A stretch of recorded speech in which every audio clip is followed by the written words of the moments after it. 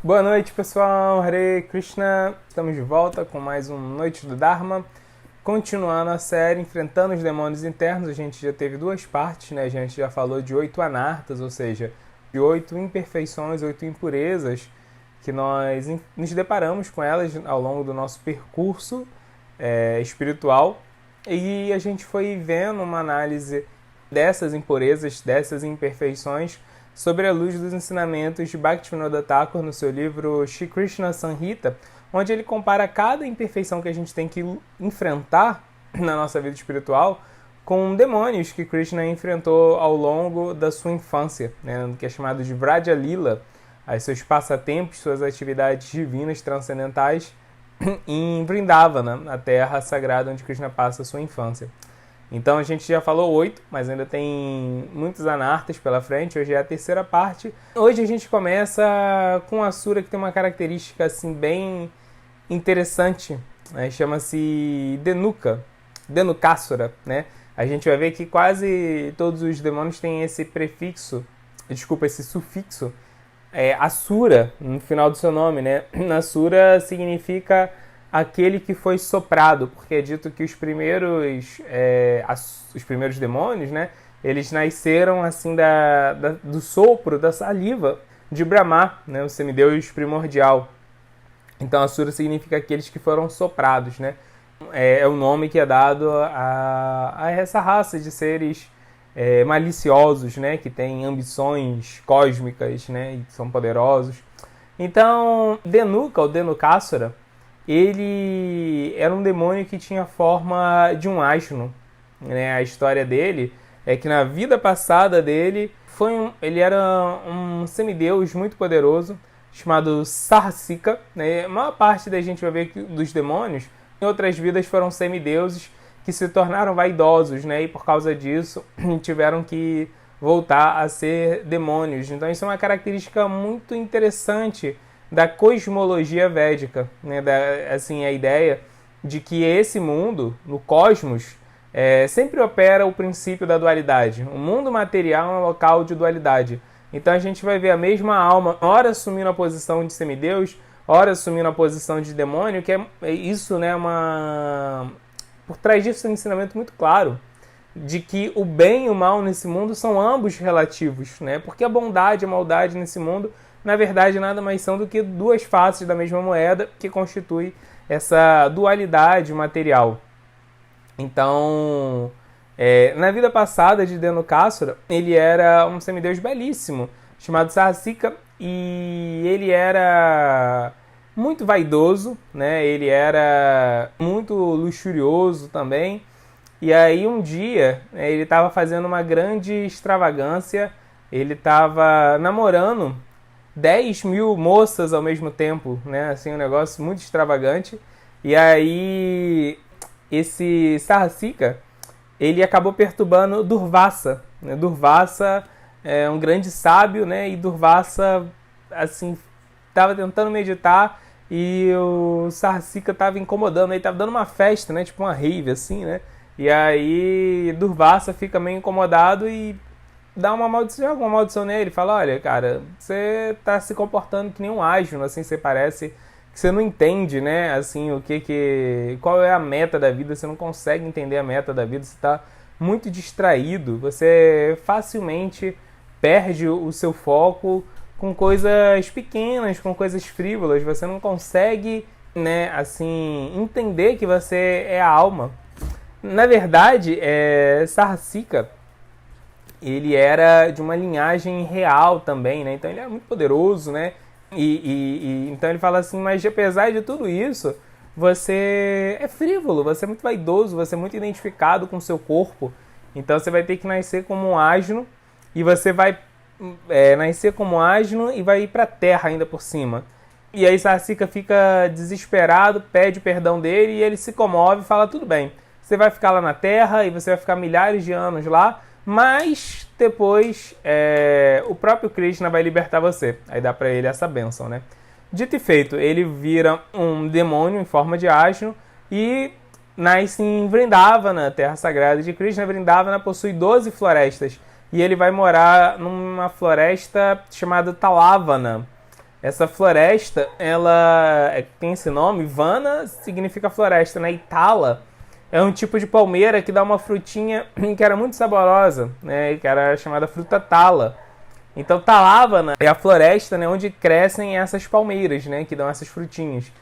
Então, milhares de anos depois, quando Krishna e Balarama estavam brincando com seus amigos, os vaqueirinhos ficaram com vontade de comer essa fruta tala, né? E começaram a falar, vamos comer a fruta, vamos comer a fruta. E Krishna falou, então vamos nessa. E aí os amigos foram, só que quando eles chegaram no jardim, onde tinha essa, né, a parte da floresta onde tinha essa fruta tala, tinha sido cercado e se transformado num jardim. Por quê? Porque Kansa, o rei, né, da cidade de Mathura, o tio de Krishna, que era o chefe de todos os demônios, ele era viciado em um vinho que era feito a partir dessa fruta tala, né? E aí o que acontece é que ele manda fechar a parte da floresta de Vrindavan onde tinha a abundância dessa fruta, vira tipo um jardim, e os trabalhadores dele trabalham ali tirando nas frutas e levando para fazer o vinho dele. E aquele demônio, Dhenukasura, virou tipo o guardião do lugar, para deixar ninguém lá e pegar as frutinhas tala que eram destinadas ao vinho do rei Kansa, né? Na hora que eles chegam, que eles descobrem isso, os meninos pensam, e agora, o que a gente vai fazer? E Krishna falou, não, vocês querem a fruta tala? Então vamos lá, vamos pegar essa fruta, né? Então eles vão lá e começam a sacudir essas palmeiras para as frutas caírem. E aí nisso, Dhenukasura, né, o demônio aparece, e ele não aparece sozinho, ele vem com toda uma gangue de vários outros asnos, assim, que nem ele, né? E começam a atacar os vaqueiros, né? E aí Krishna e Balarama vão lutar com eles. E aí Krishna e Balarama vão pegando eles, assim, né? Todos esses asnos, assim, pelas patas traseiras, giram ele e jogam ele em uma árvore. Quando eles jogam numa árvore, eles não só morrem, os asnos não só morrem, esses demônios asnos, como todas as frutinhas que tem na palmeira caem, né? Então eles ainda vão colhendo um monte de fruta, assim, né? E o chefe da gangue, que era o Dhenukasura, o asno principal, ele enfrenta não Krishna, mas ele enfrenta Balarama, né? E quando ele vai enfrentar Balarama pega ele, roda ele, joga ele na árvore e ele morre também. Pois bem, tem dois detalhes aqui importantes, né? Primeiro, o Dhenukasura, ele representa justamente essa mentalidade do asno. A gente vai ver que nos Vedas existe sempre essa comparação de que quem tem uma mentalidade pura, quem tem uma mentalidade espiritual, que sabe que não é o corpo, que tenta se comportar como se fosse a alma, a gente vai ver essa pessoa sendo comparada a um cisne, né? Tanto que às vezes a gente vê assim uma referência a um sábio védico com o nome de Paramahansa, né? Hansa é cisne em sânscrito e Parama, né, assim, é supremo, né? Então cisne supremo. Por que isso? Porque o cisne, ele tem uma característica muito interessante, né? O cisne, apesar de ser uma ave, o cisne, se você botar leite para ele beber, ele bebe leite, né? Assim, ele não é mamífero, não é uma ave, mas apesar de ser uma ave, ele bebe leite. E outra característica é que ele consegue separar o leite da água. Então, se você bota um potinho, se você bota um leite meio aguado, né? Você bota leite e vai adicionando água, fica aquele leite aguado, o cisne ele consegue ir lá e tirar só a nata do leite. Não sei como ele faz isso, né? Não entendo o processo biológico pelo qual... Mas assim, ele consegue lá com o bico dele separar a nata e deixa a parte mais aguada lá do leite, né? Então, na cultura védica, quando eles viram esse comportamento do cisne, né, de conseguir separar líquidos com seu bico, eles começaram a comparar os espiritualistas a um cisne, na ideia de que um espiritualista, ele consegue ver esse mundo e consegue entender o que é puro, o que é impuro. Ele consegue olhar para ele e entender nele o que é alma, né? Assim, ele consegue ver, eu sou alma e sou eterno, sou transcendental, e consigo ver, e eu estou usando um corpo, e eu não sou esse corpo ele é material e ele é temporário, só estou usando ele. Então ele não se identifica, ele separa as coisas, né? Um espiritualista. Ele separa a alma do corpo, ele cuida do corpo, ele é zeloso com o corpo, porque o corpo é o veículo da alma, mas ele entende que ele é alma, né? Então a gente vê essa comparação e normalmente a gente vê um materialista sendo comparado a um asno. Krishna mesmo faz essa comparação no capítulo 7 da Bhagavad Gita. Ele fala, quando ele está falando dos 4 tipos de pessoas que não conseguem desenvolver fé na vida espiritual, não conseguem ter uma vida espiritual sólida, ele fala dos mudas. Muda significa justamente asno, né? Então a ideia do asno é que o asno ele trabalha pra caramba, muitas vezes à toa, né? Você tem um asno, se você domesticar um asno e você botar ele para trabalhar para você carregando fardos pesadíssimos, e no final você der uma cenoura para ele, ele vai se condicionar a acreditar que a cenoura é uma recompensa proporcional a todo o trabalho que ele fez, né? Todo aquele esforço extenuante de carregar fardos pesadíssimos, tudo isso no final valeu a pena para ele ganhar a cenourinha, né? Mas se ele não estivesse trabalhando para você, se ele estivesse livre por aí, pastando, ele ia comer muito mais cenoura, sabe? Sem todo esse trabalho.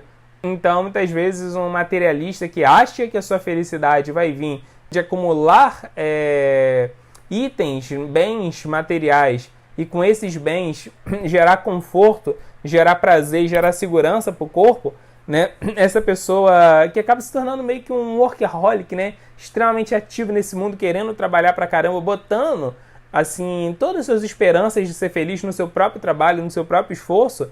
Essa pessoa, ela às vezes é comparada a um asno na cultura védica, né? A ideia, né? Obviamente temos que trabalhar, temos que ser muito dedicados ao nosso trabalho, porque a gente entende que o trabalho também é dharma, né? O trabalho também tem um propósito espiritual. Não é essa a crítica que é feita, mas a crítica é feita a quem deposita toda a sua fé em ser feliz no seu trabalho e nos frutos do trabalho, que é pior ainda, né? Nos frutos do trabalho, nos frutos materiais do trabalho material.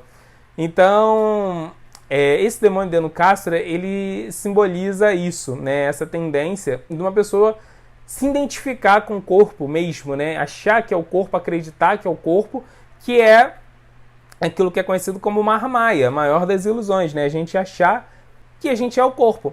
E, assim, esse tipo de ilusão, que ao mesmo tempo é a ilusão mais grosseira, mas ao mesmo tempo é a ilusão mais sutil. Qual é o conhecimento primário da Bhagavad Gita? Onde Krishna começa os ensinamentos na Bhagavad Gita? Falando que a gente não é o corpo, né? Falando que a gente é a alma que está usando esse corpo. Então, pois bem, né? Assim, esse é o primeiro ensinamento da vida espiritual. Você não é o corpo, você é a alma.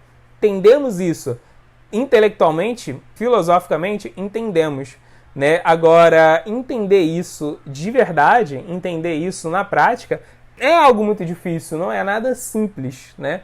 Tanto que, volta e meia, mesmo uma pessoa que entende que ela não é o corpo, que ela entende que ela é a alma, que ela tenta ser um espiritualista, muitas vezes ela acaba agindo como se ela fosse o corpo, né? Necessidade na identificação corpórea, né? Esse tipo de inteligência poluída pelo contato com o corpo material. Então, esse é o simbolismo por trás dele. Agora, a característica muito importante dele é que ele não foi morto por Krishna.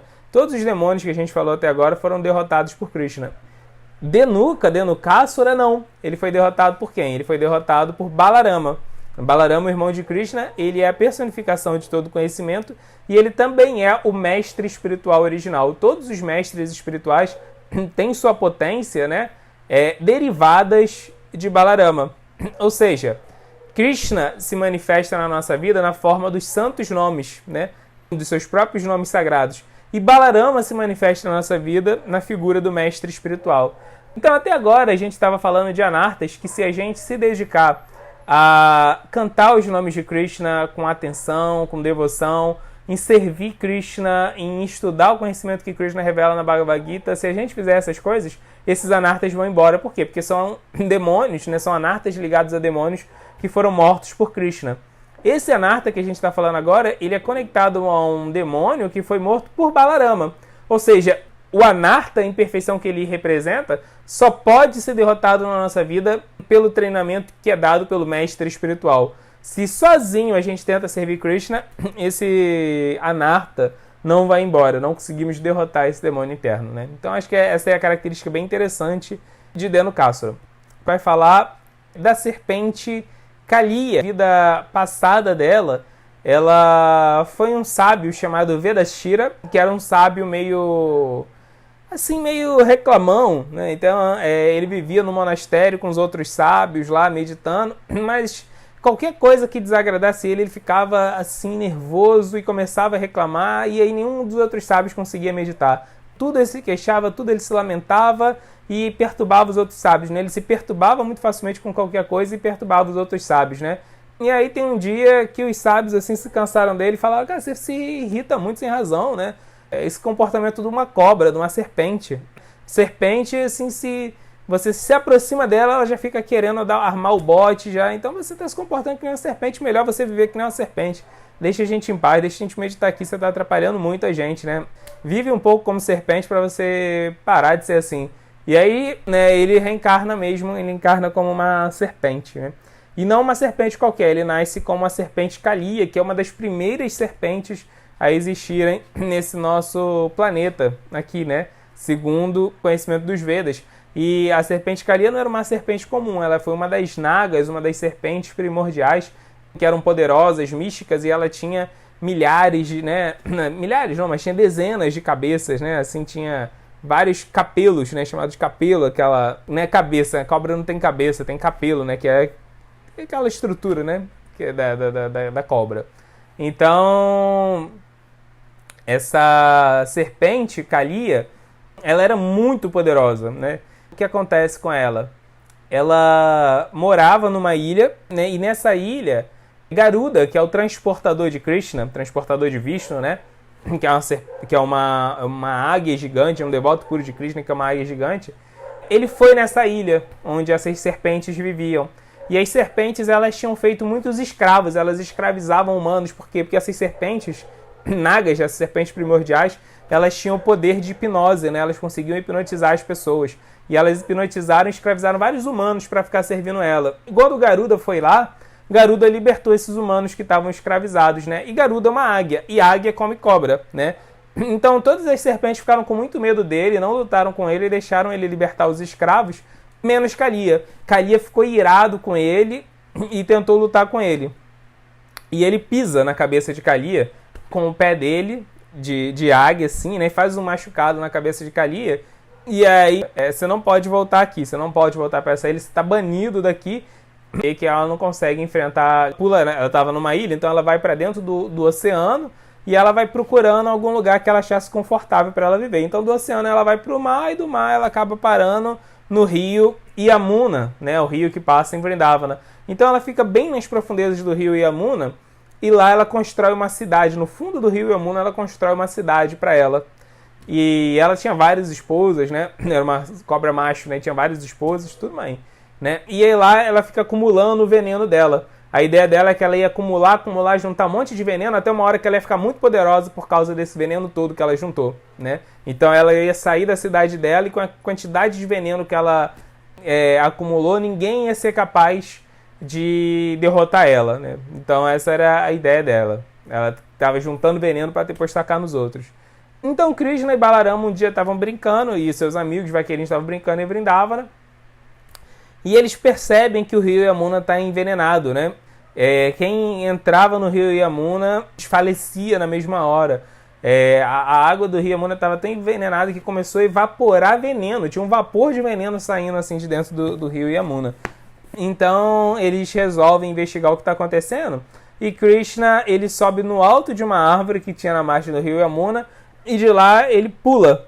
Né? Ele pula no rio Yamuna e quando ele faz isso, faz um estardalhaço tão grande, um barulho tão grande, que a serpente Kalia se irrita e vem à tona. Né? Ela emerge do fundo do rio Yamuna. Então era ela que estava, na verdade, soltando esse veneno. Ela juntou tanto veneno que ela não conseguiu mais represar o veneno dela começou a vazar e contaminar todo o rio Yamuna. Então ele estava irado, né? A serpente Kalia estava irado e começou a lutar com Krishna. E Krishna começou a lutar com a serpente. Ela prende Krishna totalmente. Ela enrola ao redor de Krishna e fica prendendo Krishna.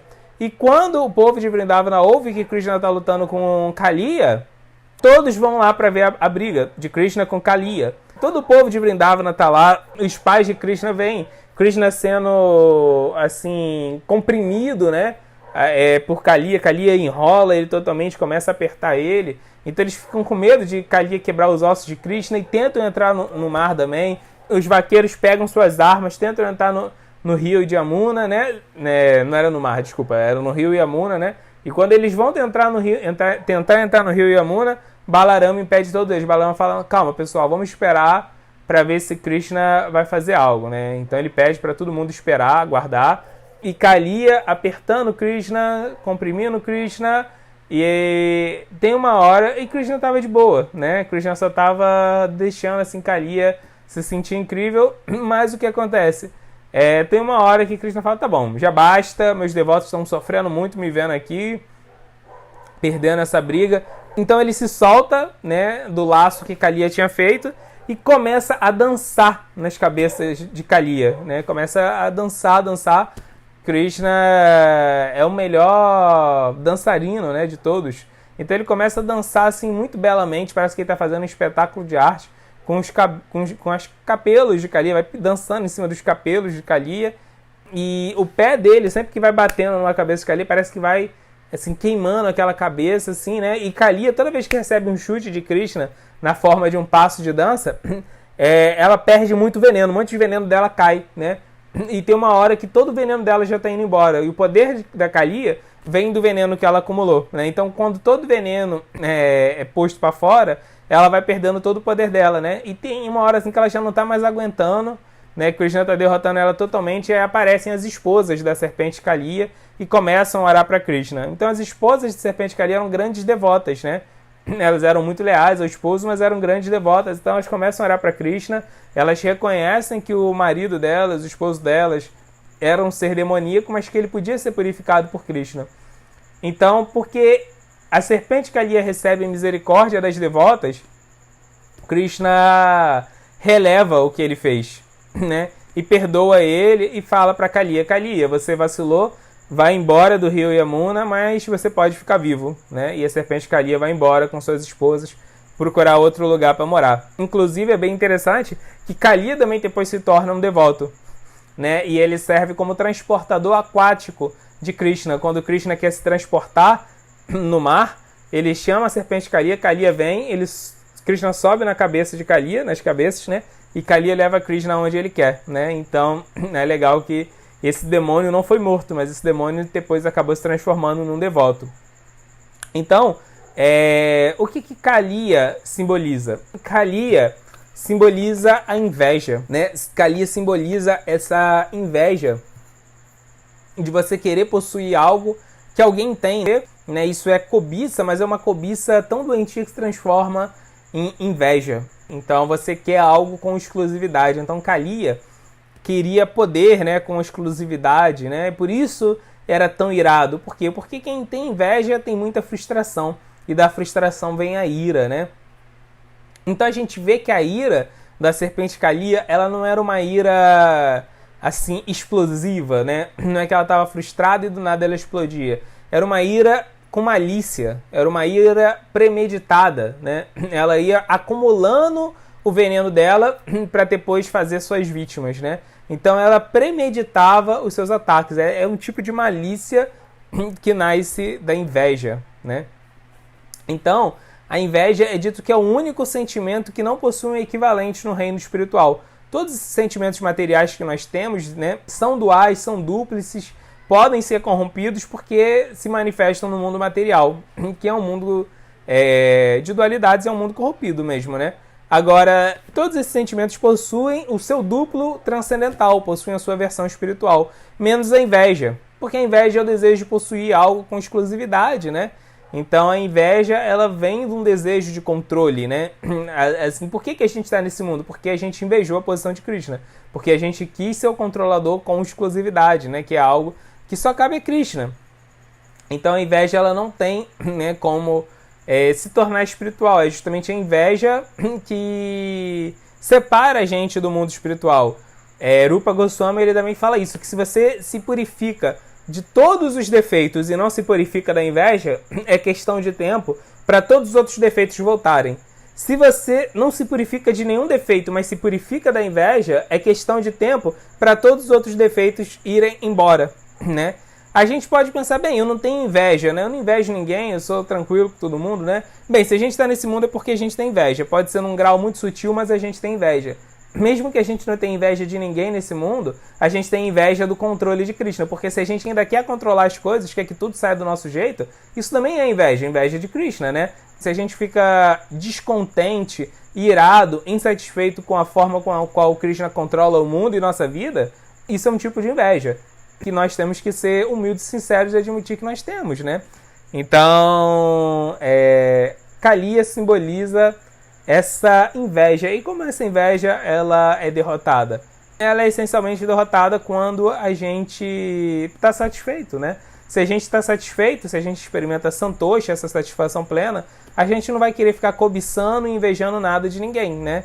E essa satisfação plena, ela vai vir da gente cumprir o nosso Dharma para Krishna, né? Executar a nossa missão nesse mundo para Krishna. A combinação de seguir o nosso Dharma e ter devoção por Krishna, a combinação dessas duas coisas vai ser o suficiente para deixar a gente satisfeito nesse mundo, apesar dos pesares, né? Alguém pode encontrar sua satisfação completa só com devoção por Deus? Pode, mas é muito difícil, né? Se alguém só cumpre o seu Dharma, essa pessoa vai ficar satisfeito? Não, né? Se você só cumpre o seu Dharma sem devoção, isso não é o suficiente para deixar a gente satisfeito. Devoção completa sem a gente cumprir nossa missão nesse mundo, ela é suficiente. Ela é suficiente, mas é muito raro alguém conseguir fazer isso, né? Então é a combinação de cumprir o nosso Dharma, nossa missão nesse mundo material, mais desenvolver devoção por Deus que vai trazer pra gente a satisfação que vai erradicar a inveja. Então esse foi o segundo anarta de hoje. O terceiro anarta do dia é o primeiro incêndio que Krishna dá conta, né? O primeiro incêndio que Krishna acaba, né, com esse incêndio. Qual que é a história desses incêndios? Bem, o primeiro incêndio é justamente isso, né? Como a gente falou, quando Krishna estava lutando com a serpente Kaliya, todo o povo de Vrindavana se reuniu às margens do rio Yamuna para poder ver qual ia ser o desfecho da luta de Krishna com Kaliya, tentaram ajudar Krishna. Então estava todo o povo de Vrindavana ali.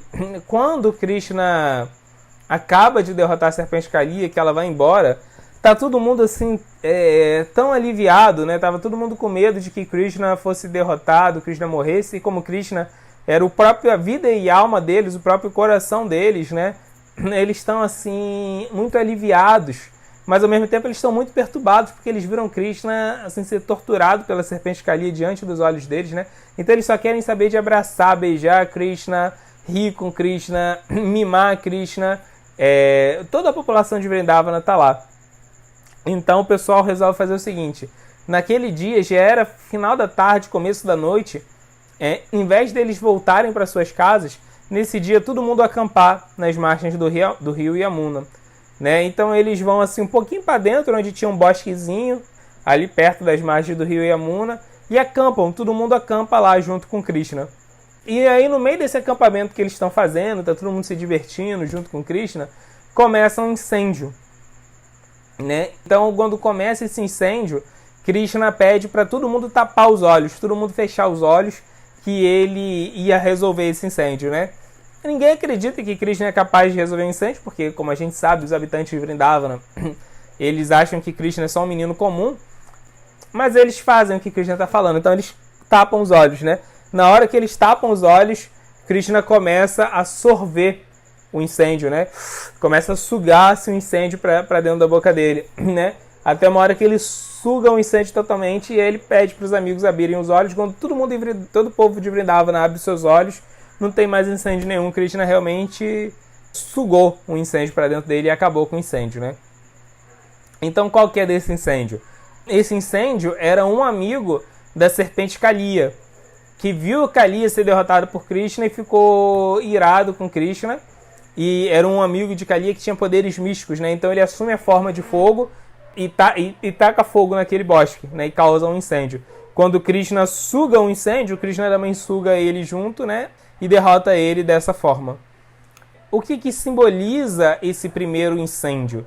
A nossa vida espiritual, frequentemente, a nossa devoção, né? Ela é frequentemente comparada nos Vedas a uma trepadeira, né? Porque a trepadeira, se você planta a trepadeira no chão, a trepadeira ela vai assim se escorando, à medida que ela vai crescendo, ela vai se escorando em algo, né? E vai subindo, vai subindo, vai subindo. Aí sobe por uma cerca viva, sobe, né, numa estaca, sobe numa vida, assim, tudo que ela vai, né, se encontrando, uma treliça, ela vai subindo. Ela é uma pteridófita, eu acho, sei lá, né? Se eu bem me lembro, acho que ela é pteridófita, né? São essas plantas que vão subindo, subindo, subindo e alcançando cada vez lugares mais altos. Então a nossa devoção nesse mundo, ela começa dentro do mundo material, Ela começa porque a gente recebe Bhakti Lata Bija, a semente da devoção que é dada por um devoto, mas aí ela vai crescendo dentro desse mundo material e vai permitindo que a gente alcance níveis de consciência cada vez mais transcendental, né? Até a gente alcançar Vaikuntha, o plano espiritual de existência, né? Pois bem, então já que a nossa vida espiritual é comparada a um vegetal, a uma trepadeira, existem muitas analogias que falam da trepadeira da devoção, nada seria pior para uma trepadeira, nada seria pior do que para qualquer planta, do que um incêndio, né? Se um incêndio pode destruir uma floresta, o que dizer da tenra trepadeira da nossa devoção nesse mundo, né? Então, o incêndio que Krishna sorve aí é comparado a um grande obstáculo que a gente pode enfrentar na nossa vida espiritual, que são as desavenças religiosas, né? Que pode arruinar totalmente a nossa vida espiritual. Pois desavenças religiosas nada mais são do que uma projeção de sentimentos e ideologias materiais em uma atividade que era para ser essencialmente espiritual, que é a conexão com Deus. Então, quando você começa a achar que a sua prática, né, religiosa é muito superior à dos outros, e os outros estão enganados, os outros estão iludidos, os outros estão em maia, né, a experiência espiritual dos outros não é relevante, não é tão significativa quanto a sua, que os outros vão para o inferno porque eles têm aquela prática, ou mesmo que se eles não vão para o inferno, pelo menos eles não vão para o céu igual você, porque a prática espiritual deles não é tão pura quanto a sua, que você não tem nada para aprender com eles. Todo esse tipo de pensamento, né, material, ele pode destruir a nossa devoção. Porque, como o Kapila Deva fala, que a matéria, tudo que é material separa, tudo que é espiritual une. Kapila Deva, né, o avatar Kapila Deva fala isso. Então, o que acontece? Esse fanatismo religioso, esse sectarismo religioso, essa visão no qual você subestima e no qual você segrega outras formas de se aproximar de Deus, faz com que você tenha um comportamento material. Por quê? Porque você está tendo essa mentalidade de seita, né? Você está se isolando num grupo e querendo se separar de outros grupos e subjugar outros grupos. Isso é comportamento de seita, né? Então, através desse comportamento totalmente material, você acaba acreditando que você possui uma pureza espiritual, né? Ou seja, você entra num estágio onde você acha que você não só tem vida espiritual de verdade, como você acha que você tem uma vida espiritual mais pura do que a dos outros que não tem esse comportamento sectário que nem você. Então, você está fazendo uma coisa totalmente materialista, né? Assim, achando que é um espiritualista. Então é muito difícil você consertar esse tipo de mentalidade, porque você já acha que você está fazendo uma coisa totalmente pura e para Deus, né? Então, assim, a gente sabe quantos crimes, quantas guerras, quantas mortes foram feitas em nome de sectarismo religioso. É algo, assim, realmente terrível, né? E pode arruinar a nossa vida espiritual. Então, uma coisa, é claro, né, é ter discernimento filosófico, né? Assim, a gente entender uma teologia, entender outra teologia e tentar ver qual teologia é mais coerente, né? Porque não dá para todas as teologias estarem corretas da mesma forma. Por exemplo, imagina uma religião que não acredita em reencarnação e outra religião que acredita em reencarnação. Só uma delas pode estar certa, né? Ou tem reencarnação ou não tem reencarnação. Então, claro, a gente pode aplicar o nosso discernimento filosófico para tentar ver qual teologia é mais completa, qual teologia satisfaz mais as nossas necessidades intelectuais, né? Isso nós temos que ter, um discernimento filosófico, né? Temos que ter esse tipo de raciocínio, né? Isso não tem problema, aplicar a filosofia à teologia. Até aí tá tudo certo. Mas o grande problema é, a partir do momento que você acha que uma teologia é mais completa, você querer subestimar a experiência espiritual de outra pessoa. Outra pessoa pode estar seguindo uma teologia que é menos completa, mas pode ter um nível de devoção por Deus, ou bondade e preocupação com o próximo, muito maior do que você que está seguindo aquela teologia que é mais filosófica, né? E mesmo que aquela pessoa ela tenha uma conexão com Deus que não é tão forte, né? Que ela venha de uma prática religiosa que é mais primitiva, e daí? É o estado que ela está, né?